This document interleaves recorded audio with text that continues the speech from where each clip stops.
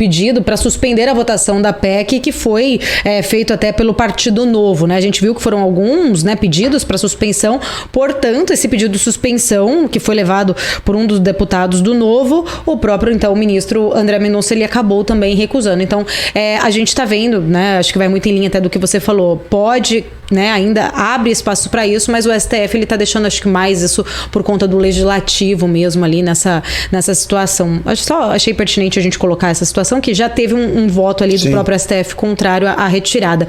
Mas só para a gente continuar, aqui são várias questões, acho que muito interessantes, mas entender exatamente, né, essas mudanças de regra de jogo num ano eleitoral, a gente viu algumas outras questões, não só exatamente a questão da PEC, mas a gente viu outras questões também que acabaram levando, né, a própria questão do ICMS, a redução de um limite de teto ali do ICMS, né, dos combustíveis. Alguns estados, alguns governos tentaram levar isso como algo ruim, prejudicial para sua arrecadação. Alguns estados até agora não baixaram ainda o valor, outros sim. Mas eu queria entender exatamente essa questão também do ICMS, até onde isso realmente pode ser feito, existe, é legal fazer esse tipo também de medida? Eu entendo que não. Não. Porque é o seguinte, e existem, inclusive, decisões a esse respeito. Então, por exemplo, o subsídio de transporte público. Muitos municípios têm contratos de concessão de transporte público com tarifas subsidiadas. Uhum. Esse subsídio ele já existe, já está previsto em lei e, eventualmente, o incremento desse subsídio no ano das eleições pode até acontecer, de acordo com aquela decisão do Supremo, e desde que não tenha esse caráter abusivo eleitoreiro. Mas não violaria, em tese, esse dispositivo que proíbe criação de coisa nova. Essa questão do ICMS, ela pode esbarrar em situação nova. Não é algo que já existia. Não estava previsto no orçamento anterior. A mesma coisa, por exemplo, a tarifa de concessionárias de estradas, de pedágio. Se criar a partir de agora, assim, aqui em São Paulo, já vi que esta polêmica começa a existir e ela pode ser levada em consideração, não apenas nos tribunais de contas, mas também nas próprias cortes eleitorais estaduais. Aqui em São Paulo nós tivemos, por exemplo, um aumento, vamos dizer, do pedágio. As concessionárias podem cobrar mais, mas o governo resolveu pagar essa diferença no contrato de concessão. Isso é criação de um subsídio. O que, inclusive, pode significar o seguinte: o regime de tarifa de pedágio, ele tem uma coisa muito importante, que é essencial para o Instituto da Concessão. Paga quem usa. E os cofres públicos, ou seja, o contribuinte, eu, você e todos os demais que contribuem, e todos nós somos, porque a gente paga ICMS em tudo que a gente compra. Então, por mais rico ou pobre seja uma pessoa, está todo mundo pagando o mesmo imposto, que é o do ICMS. E esse imposto ele pega todo mundo, tá certo? E de uma forma igual, tá certo? Muito bem. É esse imposto... essa arrecadação que vai pagar um subsídio que o Estado vem a dar a quem quer que seja. Então, o que o Estado de São Paulo se propõe nesse momento? Pagar uma diferença que o concessionário tem direito e repassar isso para o bolso do contribuinte. A gente tem que levar em consideração que alguns desses estados, eles estão também, né, os seus governadores disputando a reeleição, e aí tem um interesse também, quem vai, né, ser oposição a isso agora, né, tem os dois lados também dessa moeda. Mas voltando ainda em relação ao que é permitido, o que não é permitido, o que realmente pode, né, ser considerado um crime eleitoral, a gente viu recentemente 2 exemplos, acho que a gente poderia citar aqui. Né, do lado, vamos pegar ali shows, eventos, né, festivais que citavam ali até referências ao ex-presidente Lula, e foi considerado ali por muitos críticos que seria uma propaganda eleitoral antecipada. Por um outro lado, também a gente viu as motocicletas do presidente Jair Bolsonaro também sendo também colocada ali como uma propaganda eleitoral. A gente pode considerar isso como uma propaganda eleitoral ou não? O fato da pessoa estar, por exemplo, no caso do presidente Jair Bolsonaro, ele participou da motociata, isso traz algum peso ou não para ser caracterizado como uma propaganda antes da hora? Olha, a legislação tem essa pretensão que eu mesmo sou um pouco crítico ao nosso regime, e nós não precisamos falar das eleições desse ano, Sim. mas de qualquer ano. Assim, nenhuma candidatura surge de inopino Sim. a partir do dia que a lei diz a partir de agora pode. Assim, fazer política. Fazer política não é propriamente fazer campanha eleitoral. Campanha eleitoral, claro, tem uma hora para começar, tem uma transparência para atender quanto aos seus custos, seu financiamento. Então, sob esse aspecto, claro que nós temos que ter uma disciplina. Agora, existem determinadas situações em que você não tem, você pode até ter uma conotação política eleitoral, mas não existe, vamos dizer, propriamente uma campanha no sentido dessa organização de uma situação orgânica, e muitas vezes ela pode ser uma manifestação pessoal de apreço por uma candidatura ou outra. Eu aqui dando uma entrevista para você, eu podia, não é minha intenção, mas eu podia eventualmente manifestar qual é a minha preferência política neste momento. Isso não é propaganda eleitoral. Isso é uma manifestação individual. A legislação até acaba criando uma limitação que não pode haver o pedido explícito de voto. Eu acho até um erro. Não, mas eu acho um erro do seguinte. Mas é o que está na lei, então nós temos que lidar com isso. Se está errado, vamos mudar a lei, mas enquanto ela existir, vamos obedecer. E a Justiça Eleitoral, ela tem que dar execução a isso. Mas o que eu penso é que o que não pode hoje é haver uma campanha organizada em termos de financiamento, etc., sem que haja uma transparência. Então, a legislação andaria bem melhor se liberasse mais a vida política e exigisse mais a transparência de quem é que está pagando isso. Porque hoje, olha só, se encolheu a campanha, portanto a parte, vamos dizer, que é contabilizada, que é sindicada, etc, etc, é aquela que vai começar depois do dia 15 de agosto. Sim, quando hoje você vê, está todo mundo em campanha, está todo mundo... Quem é que está pagando? Muito provavelmente são os próprios partidos políticos que prestam contas para a Justiça Eleitoral. E acho que eu quero crer que todos eles estejam custeando desta forma. Mas a contabilidade partidária é diferente da contabilidade eleitoral, inclusive para dar para o eleitor a satisfação de quem é que está pagando este ato de campanha. Nas eleições, isso acontece no mesmo ato. Entrou o dinheiro, você pode saber de quem é que pagou. No partido político, não é uma coisa assim tão explícita e tão organizada e tão sindicada. Então, esses atos de pré-campanha estão dessa forma. Mas eu gostaria, já que você tocou no assunto, sobre essa questão dos shows.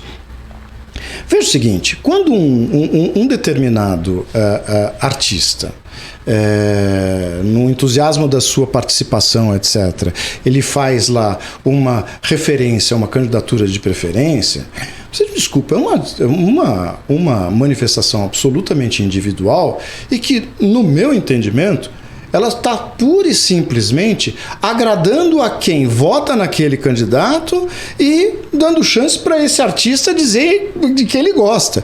Ele não está ganhando voto por causa disso. Isso não é um ato de campanha propriamente dito.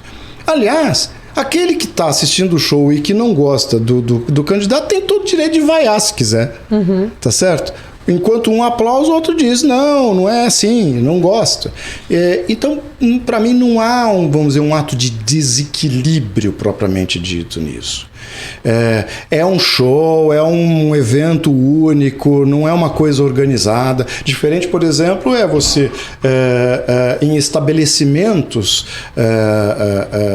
de diversão pública, antes de começar qualquer exibição no cinema, por exemplo, você fazer uma apresentação de uma plataforma de algum candidato. Aí sim, você está usando, vamos dizer, um bem de uso público, um privilégio até de uma pessoa jurídica, que é o próprio cinema, de estruturar uma espécie de campanha organizada. Agora, se eu entrar no cinema Tá todo mundo lá. Eu sou um espectador como outro qualquer. Eu levanto e falo, viva fulano de tal, algum determinado candidato. Você está dizendo que eu estou fazendo propaganda Mas aí eleitoral? no caso, por exemplo, do Lollapalooza, que é um evento que foi particular, o artista estava ali recebendo um cachê para isso. Isso não caracterizaria também, não? De modo algum. Porque aí é igual o cinema, a comparação, assim, no caso.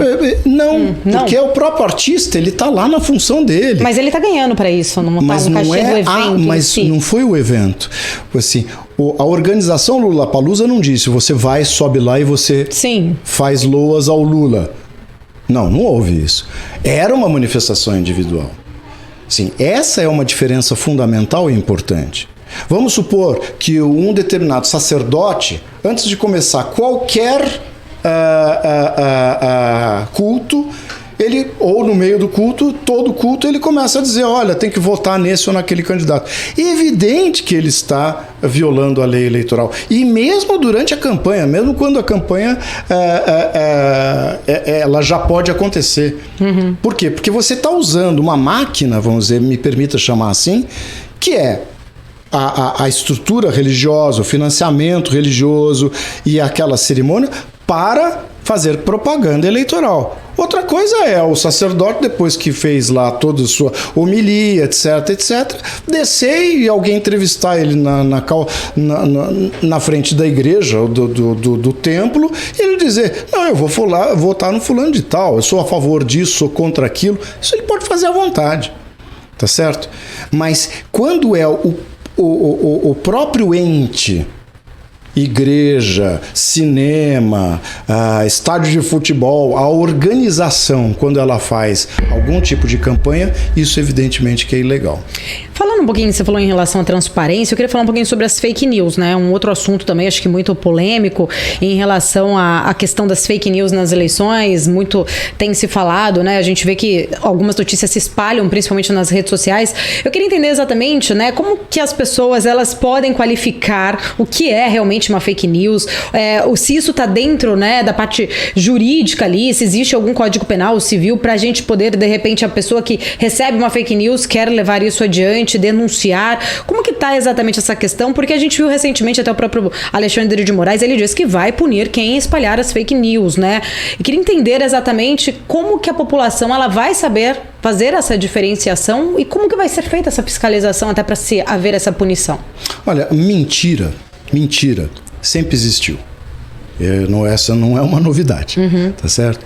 E quando você coloca isso no espaço eleitoral, existe na legislação eleitoral um regime específico que cuida exatamente de levar ao eleitor informações verdadeiras.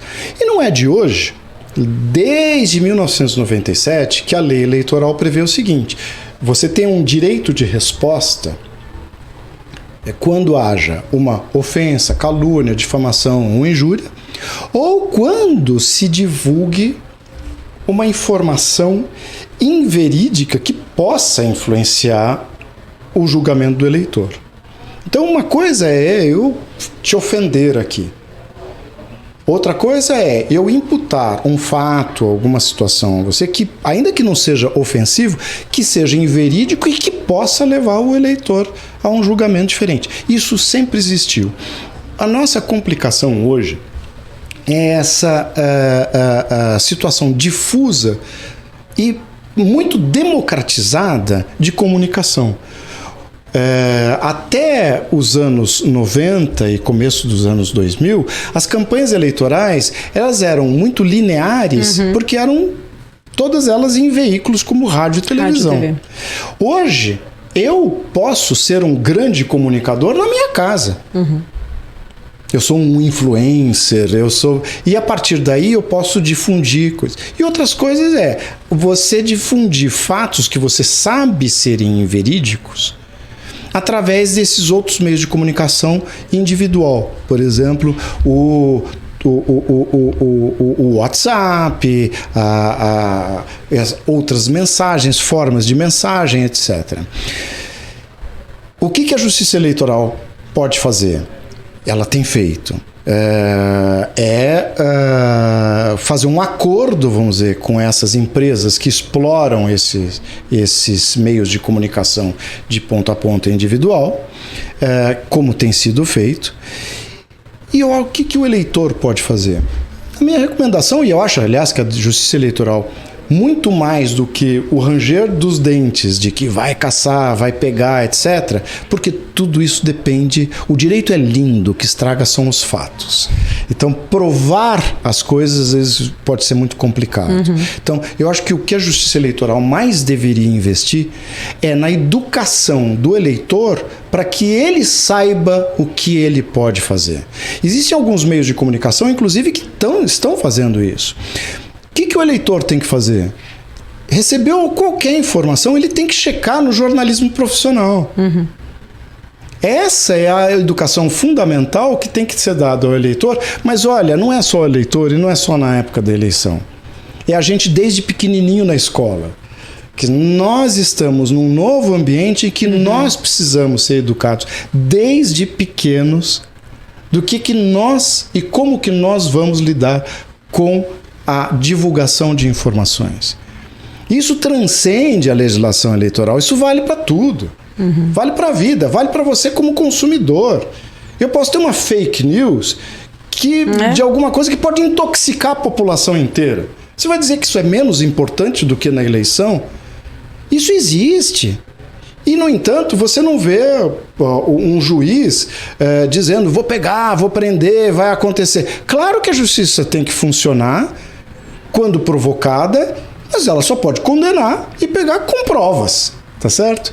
Então, não é essa ameaça, vamos dizer, nesses tons muito graves que vai consertar esse problema. Nós temos que concentrar essa crítica fundamentalmente naquele que é o destinatário da informação. E o destinatário da informação precisa ser educado a sair atrás da informação verdadeira. É a minha opinião. Infelizmente, a gente está vendo, né, um fanatismo também muito grande por conta dessa polarização. Eu falo que o antigo Fla-Flu hoje talvez seja, né, Lula e Bolsonaro. As pessoas antes elas brigavam por time de futebol, hoje elas brigam por política. Infelizmente, a gente viu até casos mais graves, né, trazendo aí realmente infatalidade, mas muitas vezes o eleitor, você falou até, a gente não pode ser ingênuo, a gente sabe que existem, né, organizações fazendo espalhando informações nas redes sociais para realmente tentar dificultar ali ou confundir o eleitor, mas também muitas vezes o próprio eleitor faz isso. Existe uma ideologia, não é nem mais uma ideologia, eu acredito que seja, né, ali uma questão de ser torcedor por determinado político. Então, como a gente, por exemplo, uma fake news que seja espalhada em grupos de famílias, em grupos de amigos, as pessoas que fizeram isso, elas podem surtir ali, acabar respondendo por um processo, são passíveis de um processo. O candidato que no caso está envolvido, mas não foi citado, ele responde também por isso? Ele poderia responder ou não? Olha, vamos falar, eu vou me permitir aqui, e começando pelo final da sua pergunta, incidir um pouco a sua hipótese. Assim, um candidato, vamos supor que um grande meio de comunicação, sem a minha, eu sou candidato, sem o meu envolvimento, um grande meio de comunicação que gosta muito de mim, ou detesta o outro lado, né, resolve fazer uma campanha para mim.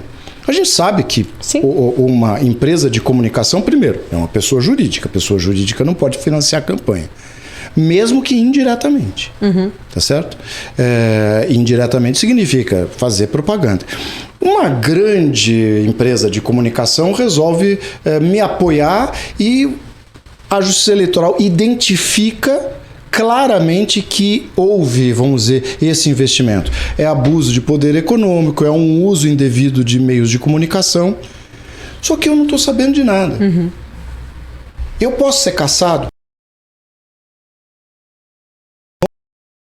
Novo ambiente em que nós precisamos ser educados desde pequenos do que nós e como que nós vamos lidar com a divulgação de informações. Isso transcende a legislação eleitoral, isso vale para tudo. Vale para a vida, vale para você como consumidor. Eu posso ter uma fake news de alguma coisa que pode intoxicar a população inteira. Você vai dizer que isso é menos importante do que na eleição? Isso existe. E, no entanto, você não vê um juiz dizendo vou pegar, vou prender, vai acontecer. Claro que a justiça tem que funcionar quando provocada, mas ela só pode condenar e pegar com provas, tá certo? Então, não é essa ameaça, vamos dizer, nesses tons muito graves que vai consertar esse problema.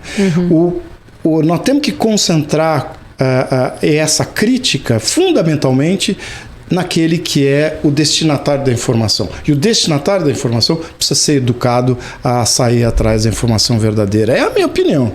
Infelizmente, a gente está vendo, né, um fanatismo também muito grande por conta dessa polarização. Eu falo que o antigo Fla-Flu hoje talvez seja, né, Lula e Bolsonaro. As pessoas antes elas brigavam por time de futebol, hoje elas brigam por política. Infelizmente, a gente viu até casos mais graves, né, trazendo aí realmente infatalidade, mas muitas vezes o eleitor, você falou até, a gente não pode ser ingênuo, a gente sabe que existem, né, organizações fazendo espalhando informações nas redes sociais para realmente tentar dificultar ali ou confundir o eleitor, mas também muitas vezes o próprio eleitor faz isso. Existe uma ideologia, não é nem mais uma ideologia, eu acredito que seja, né, ali uma questão de ser torcedor por determinado político. Então, como a gente, por exemplo, uma fake news que seja espalhada em grupos de famílias, em grupos de amigos, as pessoas que fizeram isso, elas podem surtir ali, acabar respondendo por um processo, são passíveis de um processo. O candidato que no caso está envolvido, mas não foi citado, ele responde também por isso? Ele poderia responder ou não? Olha, vamos falar, eu vou me permitir aqui, e começando pelo final da sua pergunta, incidir um pouco a sua hipótese. Assim, um candidato, vamos supor que um grande meio de comunicação, sem a minha, eu sou candidato, sem o meu envolvimento, um grande meio de comunicação que gosta muito de mim, ou detesta o outro lado, né, resolve fazer uma campanha para mim. A gente sabe que uma empresa de comunicação, primeiro, é uma pessoa jurídica. A pessoa jurídica não pode financiar a campanha. Mesmo que indiretamente. Tá certo? Indiretamente significa fazer propaganda. Uma grande empresa de comunicação resolve me apoiar e a Justiça Eleitoral identifica claramente que houve, vamos dizer, esse investimento. É abuso de poder econômico, é um uso indevido de meios de comunicação. Só que eu não estou sabendo de nada. Eu posso ser cassado? Posso. Claro, o mandato não é um prêmio meu. E a perda do mandato, ela não é uma punição especificamente a mim. Pode até ser isto.